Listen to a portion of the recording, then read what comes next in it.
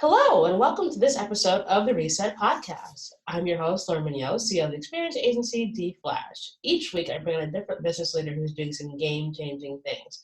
And obviously, in this time of the coronavirus, as Mr. Rogers says, look for their helpers. And so Nancy Rhodes, who's joining us today, is that helper. And so she has, by day, she's an incredible shoe designer, but at night, she's got this incredible company called Alternew. And she's mobilizing an army of seamstresses to help make masks for people around the country. So when I heard about her story, I had to get on her podcast as soon as possible to share this out so hopefully people can find out about her and get in contact. So it's going to be a great conversation. Definitely take a listen and please share. And if you can be helpful, reach out. All of our information will be in the show notes.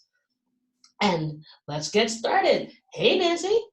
Hi. What an epic introduction. Thank you. Hey, well, every once in a while I do the good things.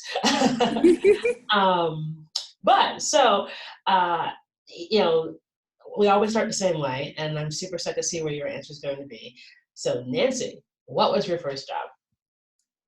My first job, like the minute I turned 16, had a car, I went straight to Nordstrom and took whatever job they would give me. And so I was a cashier in kids' shoes at the Washington Place Mall in Portland, Oregon.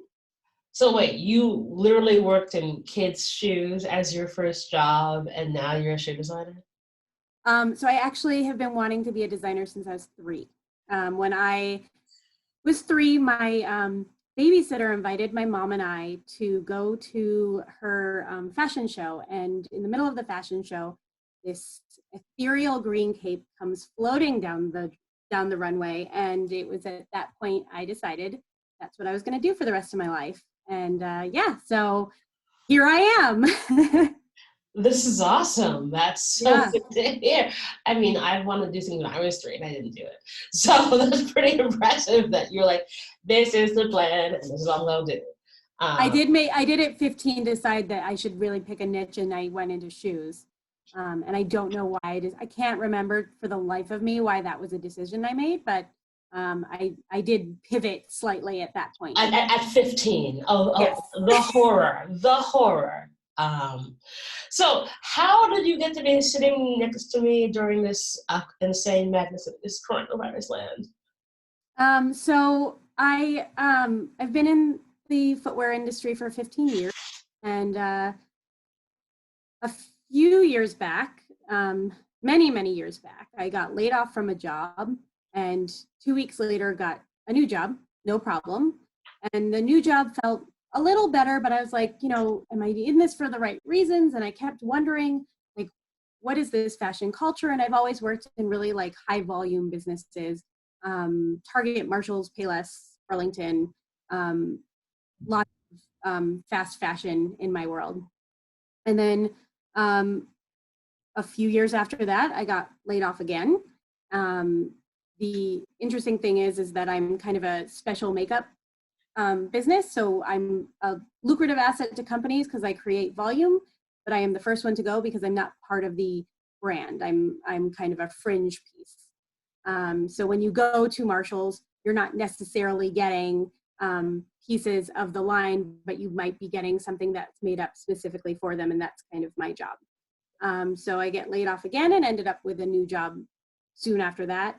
At this point, I was really unfulfilled. I was trying to decide if this was even what I wanted to do. I'd been in it for so long. I'd wanted to do it since I was 3. And so through kind of a bunch of happy accidents, I ended up at Glasgow, Caledonia, New York, which is it's a master's program. It's located in Soho, but they are based in Scotland. Getting my master's in sustainability, and they're also connected with the Fair Fashion Center. So they're all about design efficiencies to focus on ways that we can grow profit and also help people and planet. Because right now, a lot of what we're doing in the way we're greenwashing sustainability is by adding luxury to it, making it an added piece where it should just be about sustaining for the future and not adding to what you already have. So fast forward, 4 days ago, I finished my dissertation, and thank you very much. And at the same time had, well, it was postponed, but was going to launch a company that I had kind of realized during my time at Glasgow was a white space in the market, and that's alterations and repairs for clothing.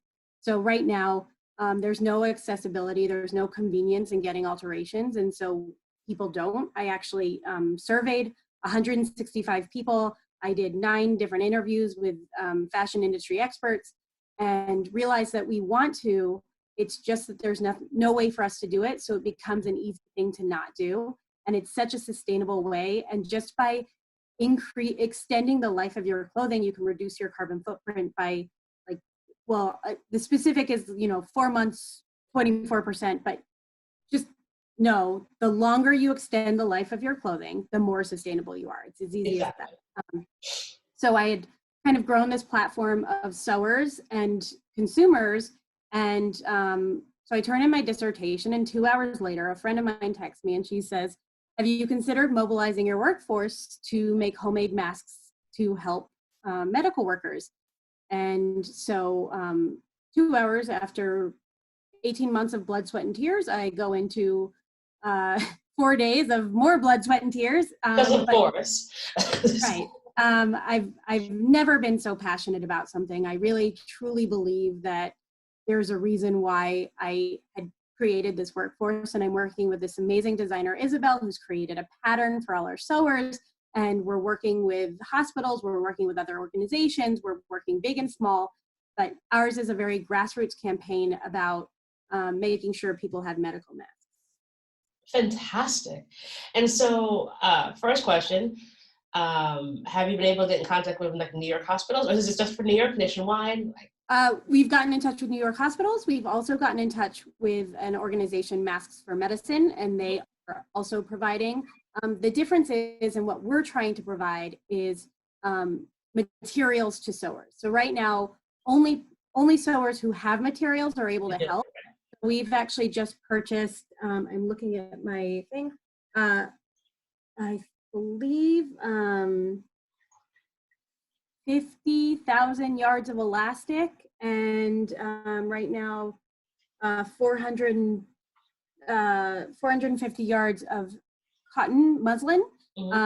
So here's the thing. A lot of people have asked, what's the efficacy of these masks? From our research, it's about 10 to 20%. 2 things. 1, a lot of doctors are using their N95s over and over. So they're needing to use these homemade masks as covers for the masks that they're continuing to use so they can save them. The second thing is that 10 to 20% is a lot better than 0%. So there's really a need, and there's so much holdup and bureaucracy in the supply chain right now. So what we can do immediately, we're trying to do. Exactly, it makes perfect sense. And so basically, who needs to know that Alternew exists right now? So when I make this tweet about this episode, we can tag them. People who need to know right now. So far, the funds we've received through GoFundMe to purchase materials and elastic. The people we need to know are hospitals. The people we need to know are people who can provide us materials and send them to our sewers. And the people we need to know are sewers. So if we get more material, we can give them material to sew with.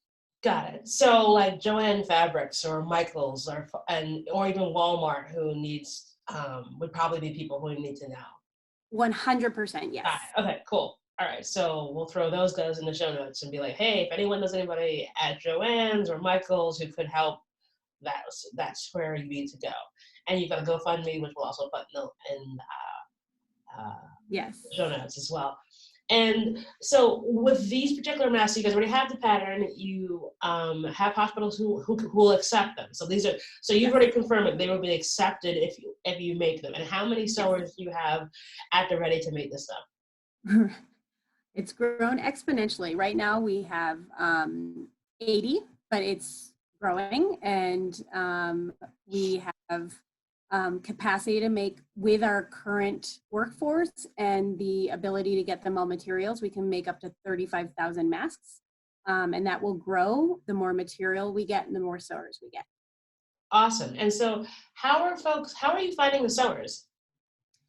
We, first of all, with Alternew, I had already put in place several sewers to help with the business. So that was easy. And then they tweeted their friends, and it's been this kind of spider web of network to network. And each post we place, Global Fashion Exchange has put us in our stories, and different large organizations to help us find the sewers. So we have the supply of sewers. We just need the supply of materials to grow with the sewers that we're getting. Got it. So you just need materials right now. Okay, cool. All right. So we'll and what about like some of the fashion designers? If they've got materials, would they be ideal for you guys as well? A lot of designers are actually doing their own. I actually am going to be emailing Christian Siriano's team shortly. He was there was an article about him, and I have a friend who knows him, so I definitely used that network. So we'll be talking to him shortly. We also got shortlisted with the governor's office. People were having trouble getting in touch with them. Friend of a friend of a friend of a friend connected me with someone who actually called me. We had a lovely chat, and he put me forth into the kind of next round. But again, everything's happening so slowly, and we did not want to wait. So No, we purchased. No, I've put in my own money. Like, this is not something I'm looking for funding to make anything from this. I'm just trying to help in the best way I can. awesome. And so you've got the GoFundMe to make sure the materials, and also you're providing jobs for people, which is a pretty Yes. awesome thing. So, Yeah. Especially in this time. So if there are more people who can be sewers, they can go to the Alternew platform as well, I would imagine, and connect with you as well. Yes, right now we're using our type form to submit a survey of like what they need exactly. Mhm. That's the easiest way to do it. So I can send you that survey form. So we have the survey form, we have the GoFundMe, and then I've been using my own Alternew Instagram page, Alternew Facebook page, my LinkedIn, Nancy Rhodes, anything I can to be able to kind of get this message out to the world. Awesome. It's so very wonderful. And as I mentioned, like, as someone who grew up with a sewer, I know this. I know I what this. love that. Yeah. Because my mom is like the queen of this kind of stuff. So, part of my reason for like, oh yeah, I know it. I know how fast seamstresses can sew. And you're like, wait, what? Done? Oh, this is 2 minutes. Okay. Especially if it's a pattern, get out of here. So like you can just drop the mic on that. So it's a phenomenal thing that you're doing. And look, this is not going to be a 5-minute thing we have to go through. Like No. everyone's fully aware this is going to be weeks on end, unfortunately. I wish it wasn't. And it's kind of like what I said, like however we can help and how we can use our powers for good, the better it will be. And so I really appreciate what you're doing, and I'm so excited to try and help and amplify and share with our folks. I'm getting back to Thank you so much, Laura. Thank you. Like, honestly, and what you're doing is incredible too. And you're helping spread the word and just, make people feel like they're part of a community, and listening to other people's stories is really uplifting. So thank you. Oh, thank you. Yeah, I think sometimes we forget that like it doesn't require $10 million. It requires just an intent to do something. And even if it's to ask someone how they're doing goes a long way, especially in these times. And I think oftentimes folks feel like, well, I don't know if I can do enough. I'm like, you can literally ask someone how they're doing. You can text someone. Um, because like no one knows how to navigate this universe, so no one's expecting anyone to have a million and one fantastic solutions. It's the everyday kindness that you can share that's going to be the most important thing to hopefully get through all of this for all of us. So yeah it's key. So okay, you've got this awesome new project that you're busy on, but I bet in your journey in your career you had lots of other crazy challenges. So in your experience, what's been a challenge that you've gone through, and how have you found your way through it? I mean, obviously we go through challenges daily, but I think I'm definitely like a glass half full person, and I'm a blind optimist for sure. Ask anybody I know. I have a smile on my face through a lot of adversity, um, but you know, getting laid off. I always tell people, I when I've been laid off, it was something where I it wasn't personal. It was part of a numbers game, and I was a number that could be gotten rid of, and it was more to me a breakup. I think I would liken being laid off to breaking up with a significant other. When you're with someone most of your day for 5 years, it's really hard. So I think 6 7 years ago now, I got laid off from Kenneth Cole, and it was 50 of us who got laid off that day, and I kind of aimlessly walked to this bar and texted some friends, like I kind of didn't know where I was really like confused,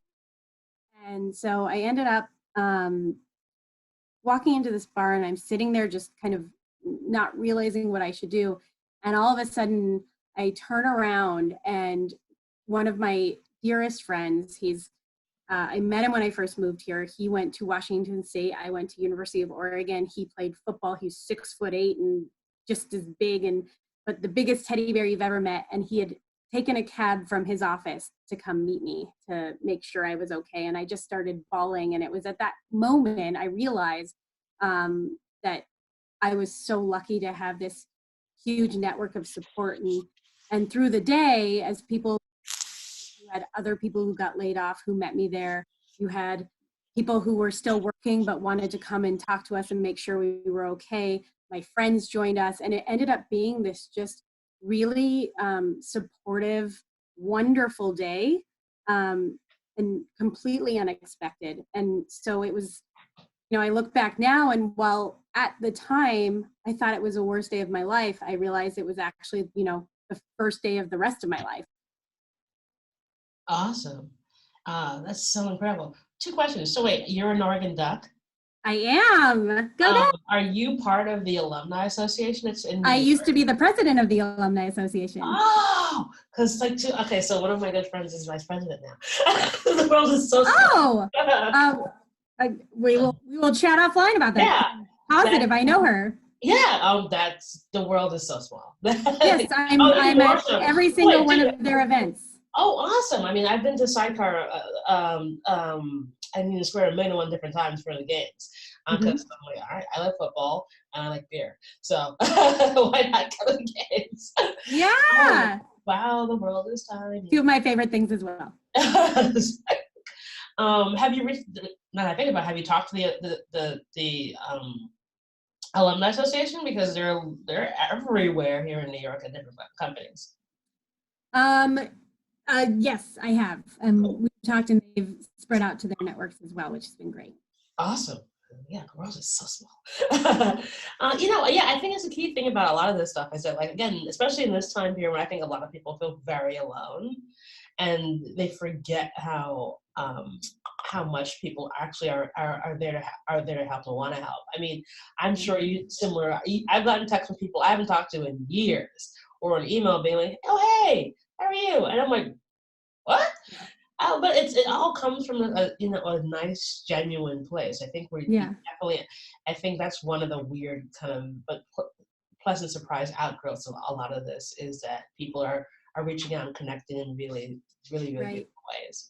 Well, I think it's funny because a lot of people have said how alone they feel and how depressed they are. And while I have no words for the fatalities happening and for the doctors who are being overworked, but I can say that personally, and yes, again, blind optimism over here. I've never felt so much a part of a community than ever before. And I was saying to some friends, I'm like, oh my gosh, my FOMO's on so much vacation right now. Like I feel like I can breathe, and we're all just taking a step back and slowing down, and we're all connecting in really meaningful ways, and we're all going through the same thing together.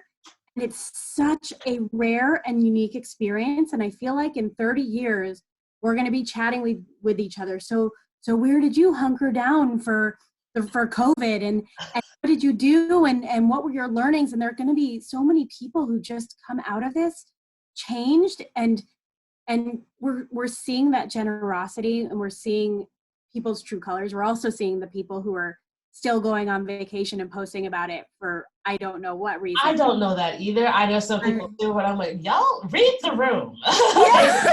If you're gonna do that, cool. Read the room. Right? Read the room. Oh my goodness. But I think and I say this with the absolute like understanding of how much loss there will be, and I am so empathetic to that, but like we're coming out of this different, and it's going to be for the better, and I say that with certainty, but also with hope. Yeah, well, you have to have hope. And I think that's the most important thing, especially in these times. It's like you can't lose hope. Did you wake up this morning? Yeah, so there you go. Step one. So Nailed it. yeah, I mean, I think it'll be interesting in like 5 years from now. We're like, okay, so what were your snacks back then? Yeah. Because mine are Kit Kats. Kit Kats is Swiss fish. I have so much. I keep eating them all. But I do yoga every day, so we're good. It's like I have these like magic pop crackers from Gristedes that like, and I keep getting crumbs everywhere, and I'm just like, oh my gosh, I'm a disaster. So goodness. It's okay. It'll be all right, I swear. But fantastic. And so, as part of, kind of maintaining in this wackadoodle world that we currently are in, what's your self-care routine? So, I'm working full time, and I am also had until a couple days ago was in school twice a week from 6 to 9:30 p.m. working on my dissertation, and I was also launching this business. So obviously, I didn't have a lot of free time, so I was very strict about the self-care regimen I did take, and so I meditate twice a day, or try to, and I am also 100% compassionate with myself when I don't. Right now, I need guided meditations. I can't do it on my own, so I use Simple Habit. I did another unique thing that I'm really proud of. I made myself a journal. So I have a background with Illustrator and Photoshop, and so I made pages that had 3 prompts that I could write about each morning, and it's, how are you feeling today? What would make today successful, and what are you grateful for? And so I have like a very small paragraph I can write on each, and it's kind of this automatic writing opportunity.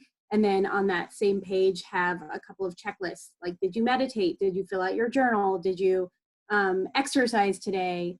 Did you do stretching? Did you do handstands? Because I gave myself the goal that I want to be able to do handstands in the middle of the room. I'm 70% there. You're on the road. You're on the road. Yeah, I'm in my journey. So that's actually been my biggest advice for others that I've kind of used on myself, is by having that journal, I have like a daily accountability. And it's been great. It's been helpful, and it's been a way to start the morning really fresh. Awesome. Yeah, I've been trying to do yoga and meditate. Well, I try to meditate every day and yoga every other day at this point. Because I'm like, I'm gonna have the best summer body of all time out of this. I don't care how I have to do it. Get it? Yeah. Because what else are you gonna do here? Yeah, right. Let's be real about this in these streets. But yeah, I think but also like not driving myself crazy. Like my whole thing is like, okay, Rome wasn't built in a day, and I'm also not going to figure out how to pivot our business in 24 hours. So I'm just going to watch the universe that we're in, make smart decisions, and take my time. So just FYI, that in itself is a pivot, and it's a successful pivot. Like any way to do something that is successful for us, both financially and health-wise. And that's actually in our GoFundMe, one of the first things I say is your family and your financial health come first. So if you can't donate, that is okay, but please share so that someone who can donate is able to. Yeah, absolutely. Yeah, again, I think people have to remember that it's not about $11,000 that you can put here. It's about the small things that you can do with the everyday kindness that you share that will help everyone get through this for the better. So, Small actions, big difference. That's big freaking difference. Well, Nancy, it's been such a delight to have you on the show. We'll throw all the information about Alternew's mask making mission in the show notes and share it far and wide, and hope we can get you some more folks to make donations and get you garments, and so that you all can make some really awesome mask covers. So Thank you thank you so so much. much. Oh, and the one thing I will say is that the materials needed, preferably 100% cotton because they're most easily sterilized by hospitals, and two, nothing used. It has to be new, unfortunately. So Yeah, no, that makes total sense. Perfect. Yeah, so we'll throw, and we'll put a little blurb and description in the show notes as well, so folks can know exactly what to do. And awesome. and thank you for your incredible mission. Oh, thank you. Awesome, and that is our show.